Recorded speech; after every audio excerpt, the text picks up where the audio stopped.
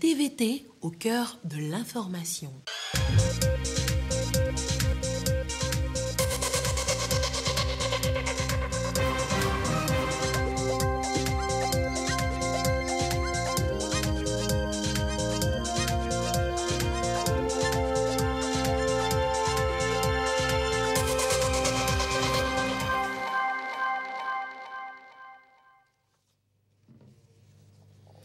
Heureuse de vous savoir au rendez-vous du journal sur la télévision togolaise. Madame, Monsieur, bonsoir et voici les titres de cette édition.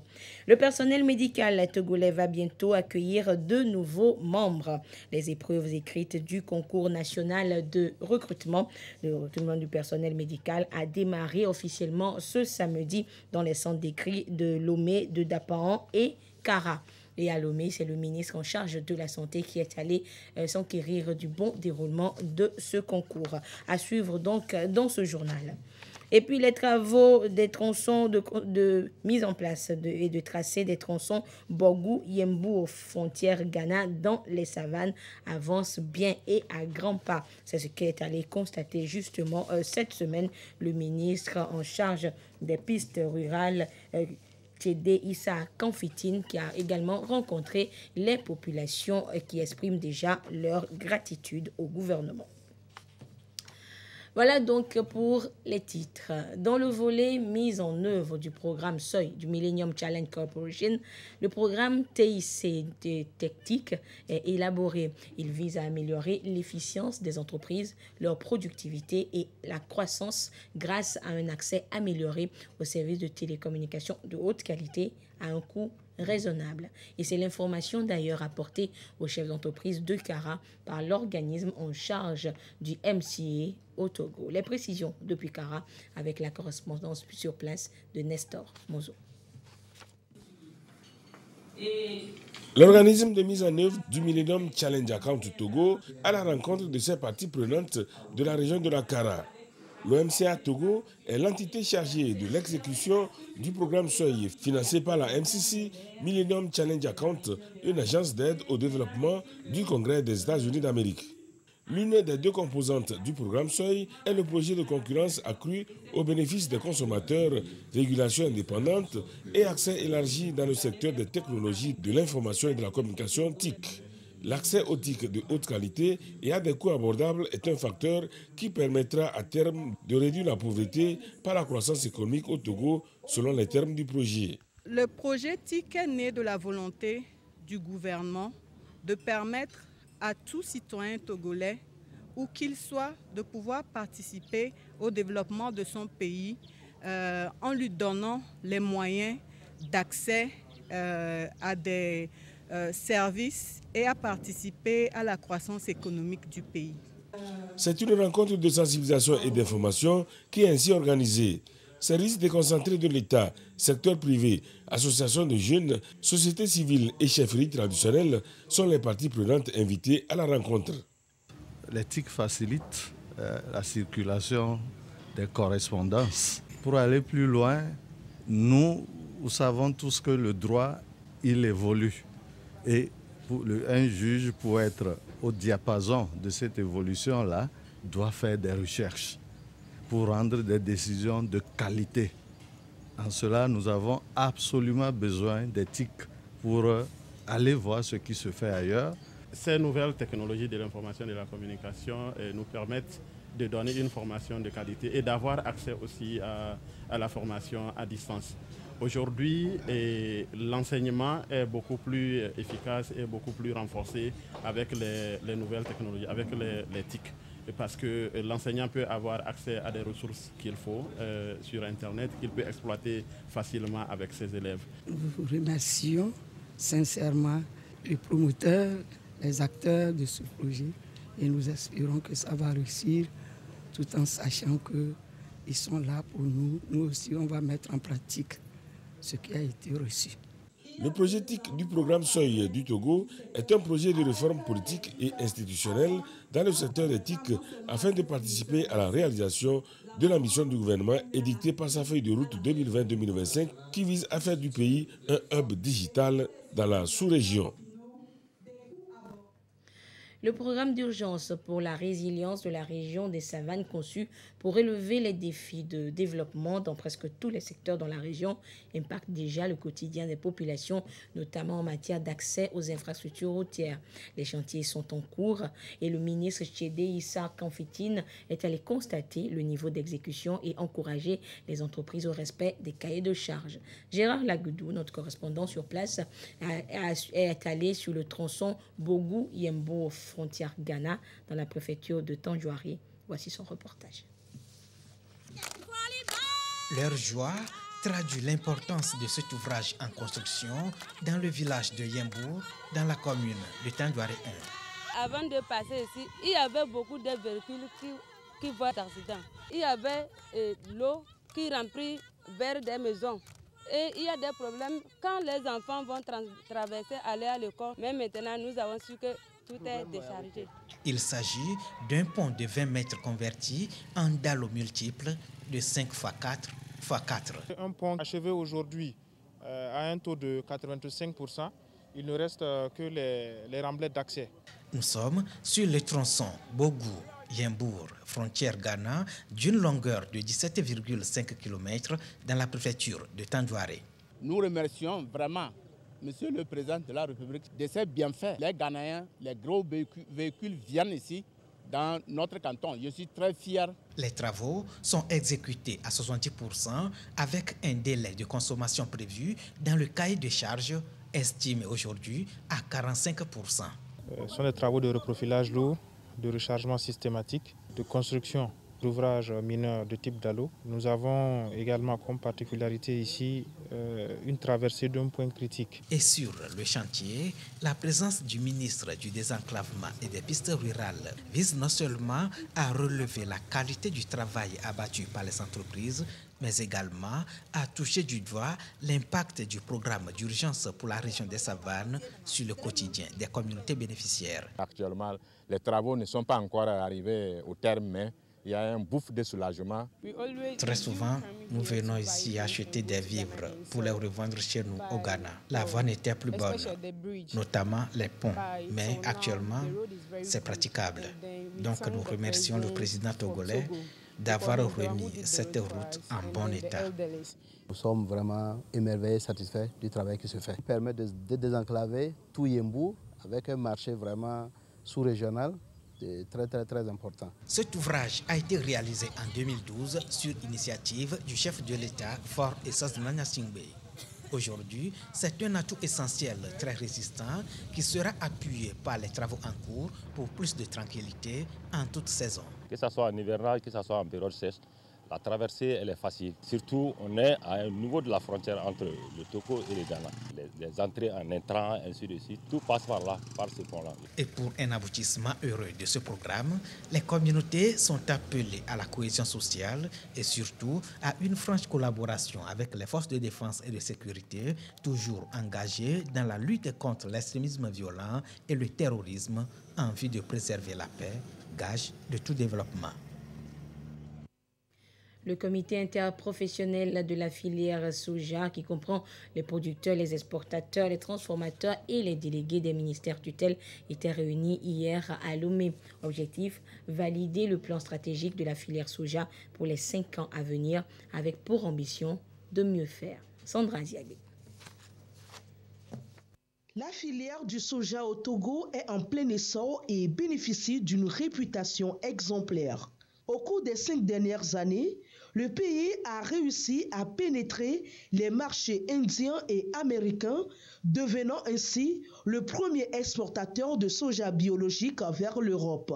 Cette filière attire une attention particulière avec les acteurs concernés travaillant de concert pour définir une feuille de route et un plan stratégique destiné à son développement. Le plan veut valoriser l'exportation du bio à l'international qui donne de la valeur ajoutée pour les acteurs et pour le Togo. Et puis, essayer d'accentuer la transformation locale des produits du soja afin qu'on puisse ajouter de la valeur à notre graine qui part à l'étranger. Avec la feuille de route gouvernementale, l'État est en train de promouvoir la transformation. L'implémentation de ce plan stratégique ambitieux servira de guide aux acteurs de la filière pour les 5 prochaines années.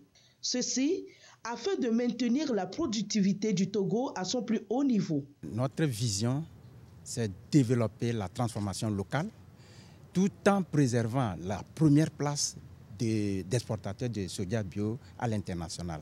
Donc c'est par rapport à ça, d'ici 2028, il faut que nous atteignions les 500 000 tonnes afin que nous puissions garantir le stock maximum pour la transformation locale et puis le reste, on va l'amener à l'exportation. Dans le but de répondre aux besoins de l'industrie locale, la filière vise une production de 500 000 tonnes dans un avenir proche. Ce secteur emploie actuellement près de 30 000 producteurs, plus de 200 commerçants et exportateurs togolais, ainsi que plus de 100 entreprises. Éducation à présent avec la célébration hier vendredi appelée à l'état de la semaine d'action pour l'éducation. Cette semaine est initiée au niveau international par le partenariat mondial pour l'éducation et l'idée est de permettre aux acteurs du monde éducatif d'évaluer les efforts engagés pour une éducation de qualité pour tous. Voyons cela avec le reportage de Christine Pechikialode. Le droit à l'éducation, un droit pour tous reconnu par la Déclaration universelle des droits de l'homme. Le gouvernement a fait de cette norme une priorité à travers l'engagement de rendre l'école accessible à tous les enfants et sur un même pied d'égalité. La Semaine mondiale d'action pour l'éducation, un cadre pour acteurs et partenaires du système éducatif d'apprécier les efforts au niveau national en faveur de l'éducation. Chaque année, chaque jour, de nouveaux bâtiments scolaires apparaissent. Cette année encore, nous avons eu par région plus de 2500 tables bancs à distribuer aux écoles. Il y a beaucoup d'inspections qui ont bénéficié de dotations en matériel roulant. Depuis 2 ans, il y a eu la suppression des frais scolaires au secondaire. Et ce n'est pas tout. Le chef de l'État, Faure Eswazina Singbe, a rendu gratuit l'accès aux primaires il y a plus de 10 ans et supprimé les frais aux différents examens. Sur la question du handicap, les autorités locales peuvent se réjouir des actions entreprises dans le milieu. Nous avons bénéficié du point de vue équipement toujours des rampes. Et au jour d'aujourd'hui, nous avons aussi au niveau des écoles des enseignants spécialisés à les accompagner et à les aider à identifier leur handicap. Tout ceci concourt à l'éducation pour tous. La Semaine mondiale d'action pour l'éducation est aussi un moment de plaidoyer pour plus d'actions. Quelles sont nos actions de plaidoyer? Décoloniser le financement de l'éducation pour nous aujourd'hui, c'est arriver à mobiliser les ressources internes, les ressources endogènes pour pouvoir financer notre propre éducation. Le système éducatif, certes, est financé à plus de 95-96% par l'État, mais avec l'appui des autres partenaires. Il nous faut aujourd'hui financer l'éducation, le système éducatif avec notre propre ressource. Le droit des personnes handicapées à l'éducation et la responsabilité des parents, des sketchs montés et joués par les enfants. Le but est d'attirer encore plus l'attention de tous sur l'intérêt de l'éducation inclusive. Et toujours au chapitre de l'éducation, les candidats au bac 1 2023 au Togo sont fixés sur leur sort depuis hier. Les résultats sont connus avec un taux de réussite de plus de 80% dans l'enseignement général. Ida Adessou et Arnaud Kiliou pour le constat. Depuis 8 h du matin, la majorité des candidats au bac 1 étaient déjà fixés sur leur sort via Internet ou par SMS gratuit. Et c'est dans une ambiance joyeuse que d'autres élèves à l'examen du probatoire se sont rendus au centre d'écrit du lycée de Tokoin pour confirmer leur réussite sur le tableau d'affichage. Parmi eux se trouve Wina ainsi que ses camarades. Tous expriment leur joie et leur soulagement. On a proclamé nos résultats et je suis admise, mention assez bien. Et déjà hier soir, je l'ai consulté sur mon téléphone. Donc déjà ce matin, vers 10 h comme ça, c'est venu. J'ai réussi avec une mention bien en série D. Et je suis très enthousiasmé. Sur place, il y a des admis, mais aussi encore un peu de travail pour d'autres. La série D principalement, ça n'a pas été bien, mais je suis parmi les admis. Je ne suis pas d'emblée quand même, mais je suis contente. Les admissibles, séances tenantes, prennent d'assaut les salles pour l'examen oral à l'issue duquel ils seront définitivement fixés. 75 380 candidats ont participé à l'examen du bac 1 de l'année 2023. Le taux de réussite est de 80,96% sur l'ensemble du territoire national. Et les aspirants membres du corps médical du Togo devront, eux, attendre encore un peu avant d'avoir leurs résultats. C'est ce matin qu'ils ont planché sur les épreuves écrites du concours national de recrutement du personnel médical. Ceux qui étaient à Lomé, dans le centre d'écrit de Lomé, ont reçu la visite du ministre en charge de la Santé. Arnaud Kiliou pour le compte-rendu. Le personnel médical, paramédical, administratif et d'appui sera recruté à l'issue de ce concours pour le compte du ministère de la Santé. 9 500 candidats tentent leur chance dans les profils recherchés dans l'espoir de valoriser leurs talents. Ce concours est venu à point nommé parce que je suis de la promotion 2012-2015. Donc depuis 2015, je suis là à mon propre compte, pour ne pas dire je suis en chômage à la quête de l'emploi. Je me dis que c'est une opportunité que je dois saisir coûte et coûte. Moi, j'ai compétit dans le domaine de technique supérieure de laboratoire. Et dit-on souvent, nous sommes les charlatans des médecins. Donc c'est nous qui traçons la voie pour les médecins pour savoir quel traitement mettre en place et j'espère bien réussir. Le chef de l'État est déterminé à atteindre la couverture maladie universelle au Togo. Pour y arriver, mettre à la disposition des centres de santé du matériel nécessaire et surtout du personnel qualifié et en quantité est primordial. Dans le secteur de la santé, l'une des priorités du chef de l'État aujourd'hui, c'est la couverture maladie universelle. Et ceci impose une offre de soins centrée par la qualité et la quantité des ressources humaines. Les différents postes ont été déterminés par rapport aux besoins. Nous saluons cette initiative du chef de l'État parce que ça permettra progressivement de combler le gap des besoins en matière de ressources humaines. Pour le centre d'écrit de Dapaon, seul le personnel paramédical sera recruté. L'effectif sera mis à la disposition des unités de soins périphériques des communes de la région des Savanes.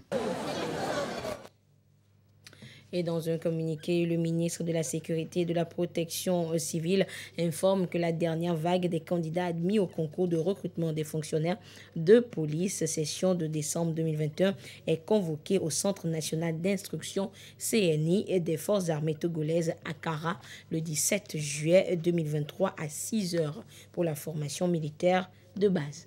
La liste des intéressés sera publiée dans le quotidien national Togo Presse du mercredi 21 juin 2023. Les candidats doivent se présenter au Centre national d'instruction en tenue de sport munis de leur carte nationale d'identité. Et tout candidat absent sera considéré comme démissionnaire. Un communiqué du ministre en charge de la sécurité, le général de brigade Damham Yark. Sécurité, cette fois également, l'actualité est marquée donc du côté de l'Ouganda ce samedi par cette tuerie dans un lycée. Un groupe de 5 personnes a attaqué un lycée dans l'ouest du pays en tuant 41 personnes, majoritairement des élèves. On dénombre également des blessés et des prises d'otages. Attention, certaines images peuvent choquer. Un massacre qui laisse tout un pays sous le choc. Une quarantaine de lycéens ont été tués dans la nuit de vendredi à samedi dans ce village du sud-ouest de l'Ouganda, proche de la frontière avec la République démocratique du Congo. Les victimes ont été attaquées dans leur dortoir où les assaillants ont mis le feu et ont achevé certaines d'entre elles à coups de couteau. Plusieurs lycéens ont été seulement blessés et d'autres ont été kidnappés. Je veux que les services de sécurité nous disent où ils se trouvaient lorsque ces tueurs sont venus tuer notre peuple. La sécurité est-elle assurée à l'intérieur de l'Ouganda? Comment se fait-il qu'ils se soient dispersés jusqu'ici? Les meurtriers seraient au nombre de 5 et appartiendraient aux forces démocratiques alliées. Cette milice islamiste en rébellion contre le pouvoir ougandais depuis les années 90 a prêté allégeance au groupe État islamique en 2017. L'armée ougandaise affirme s'être lancée à leur poursuite. Voir ce genre d'attaque se produire chez nous n'est pas une bonne nouvelle. Certains disent que les assaillants sont aussi nos enfants. Nous avons déployé des avions à différents endroits pour les traquer et voir si ceux qu'ils ont enlevés peuvent être sauvés. Les 5 hommes ont fui avec les otages et se sont repliés vers le parc national des Virunga, base arrière de leur mouvement, où l'armée mène actuellement une opération. Sécurité toujours, le Mali a demandé hier vendredi le retrait sans délai de la mission onusienne MINUSMA. Une demande formulée donc devant le Conseil de sécurité de l'ONU par le ministre malien des Affaires étrangères. De fin pour la mission des Nations Unies au Mali, c'est ce que demande désormais Bamako. Le gouvernement du Mali demande le retrait sans délai de la MINUSMA. Cependant, le gouvernement est disposé à coopérer avec les Nations Unies dans cette perspective. Déployée depuis 2013 pour répondre à la menace djihadiste, la MINUSMA mobilise plus de 12 000 casques bleus. Partir ou rester, le Conseil de sécurité de l'ONU devra trancher d'ici la fin du mois. Le maintien de la paix est basé sur le principe du consentement du pays hôte. Et en l'absence de ce consentement, les opérations sont bien sûr presque impossibles. Depuis les coups d'État et l'arrivée au pouvoir de militaires à la tête du pays en 2020, la MINUSMA peine à remplir son mandat. Les entraves de Bamako sont nombreuses, entraînant le retrait de plusieurs pays de la force armée onusienne. La MINUSMA a ainsi perdu 17% de ses effectifs. Au mois de mai, les tensions entre la mission des Nations Unies et Bamako ont atteint leur paroxysme. L'ONU publie un rapport sur l'opération anti-djihadiste de Moura. Pour la première fois, elle y accuse l'armée malienne et des combattants étrangers d'être responsables d'un massacre de 500 personnes. Après le départ de l'opération française Barkhane, de l'européenne Takuba et le retrait du G5 Sahel, le Mali s'éloigne de plus en plus de ses alliés occidentaux, lui préférant le soutien des supplétifs russes de Wagner dans la lutte contre le terrorisme islamique. La mission des chefs d'État africains est arrivée ce samedi en Russie. Hier, la délégation conduite par le président sud-africain était à Kiev en Ukraine, où elle a rencontré le président Zelensky, président qui dit rejeter la mission, dit rejeter donc la médiation africaine. Regardez. Moment de recueillement en ouverture d'une séquence diplomatique inédite. La délégation de responsables africains a démarré sa visite en Ukraine par la ville de Boutcha, là où le monde avait découvert l'ampleur des exactions commises contre des civils ukrainiens au début de l'offensive russe. Le procureur ukrainien, qui dirige les enquêtes sur les massacres commis ici, fait office de guide pour les présidents sud-africains, sénégalais, zambiens et comoriens, accompagnés de représentants congolais, ougandais et égyptiens. L'instabilité, où qu'elle soit, implique de l'instabilité partout. L'humanité est une. Nous devons donc nous concentrer sur la paix, la sécurité et la stabilité pour favoriser le développement. De Boutcha, les leaders africains embarquent à bord d'un train.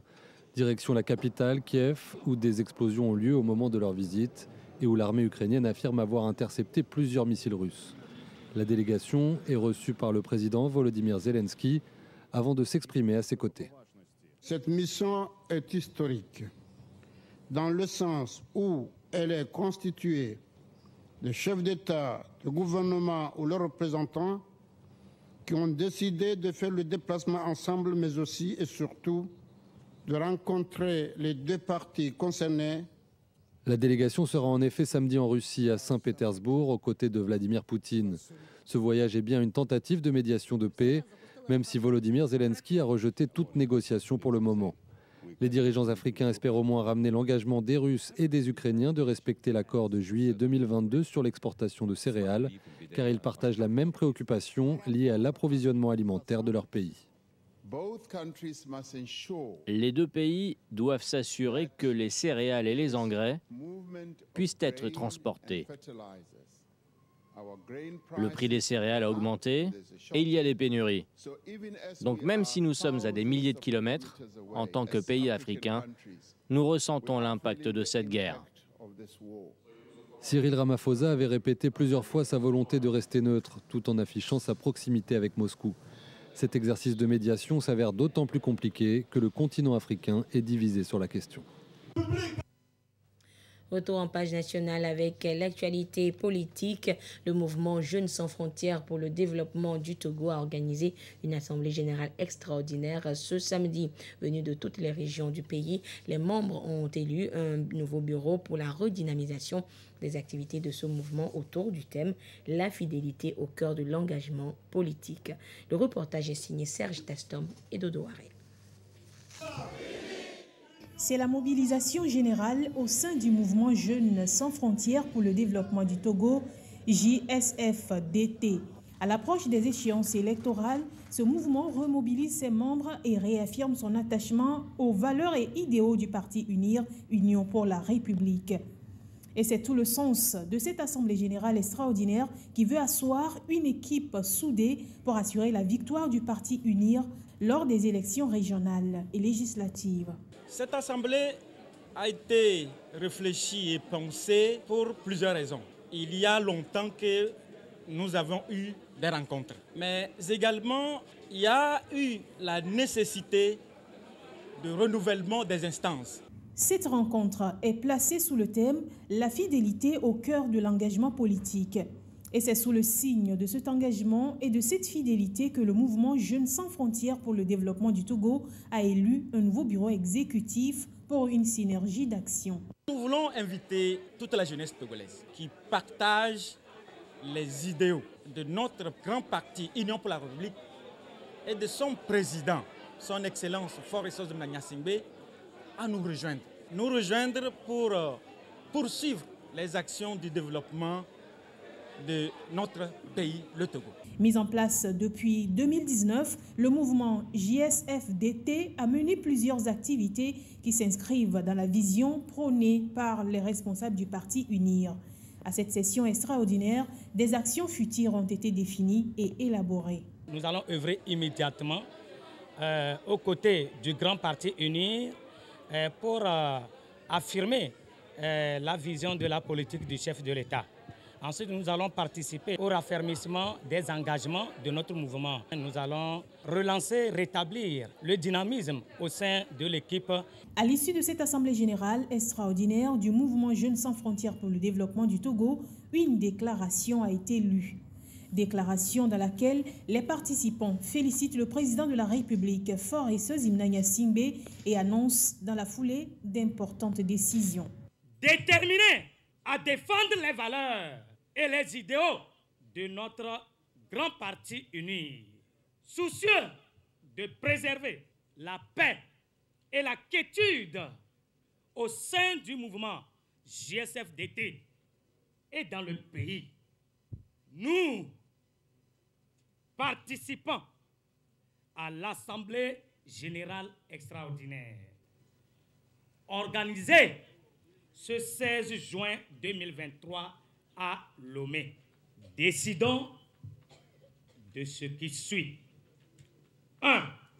L'exclusion pure et simple de certains membres du mouvement pour manquement grave aux dispositions de l'article 4 de nos statuts, notamment la violation flagrante des valeurs et idéaux du parti uni.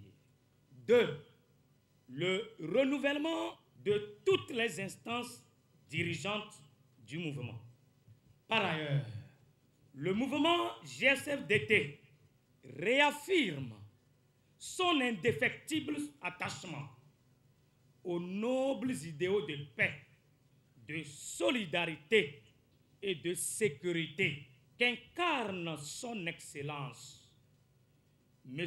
Faure Sozimna Gnassingbé, président de la République, président du Grand Parti uni, se félicite de la mise en place de nouvelles équipes pour mener dans la sérénité les actions destinées à accompagner notre grand parti face aux grands défis d'aujourd'hui et de demain. Exhorte tous les membres à une mobilisation totale et sans faille autour du grand parti Union pour la République et de son président, le distingué militant fort Essozimna Nyasingbe.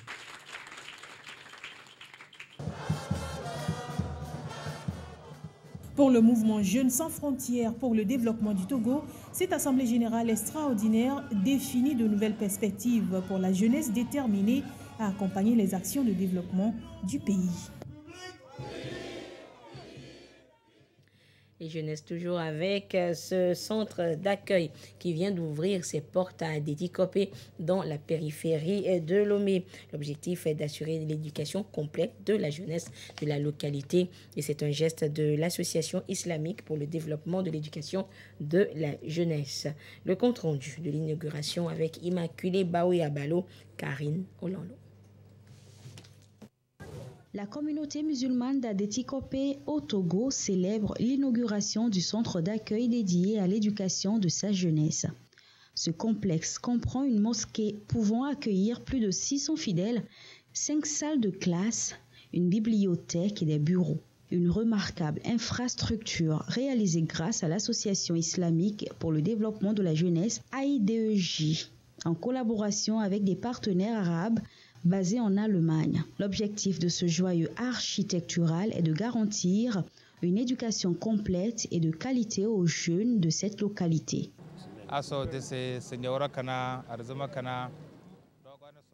Nous avons ici la mosquée et nous avons aussi les classes d'études pour le primaire d'abord et nous avons aussi le bureau de l'association qui est au premier étage.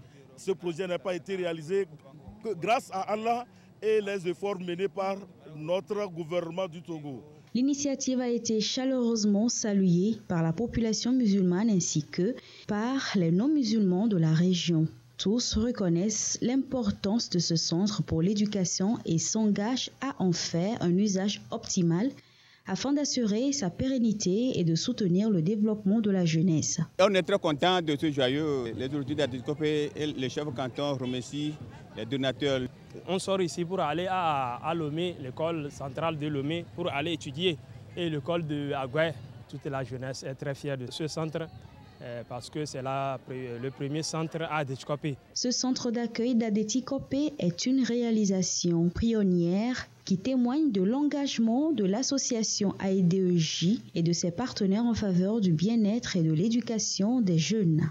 Il offre un espace propice à l'apprentissage, à la culture et au développement personnel, tout en soulignant l'importance de l'inclusion et du respect mutuel au sein de la communauté.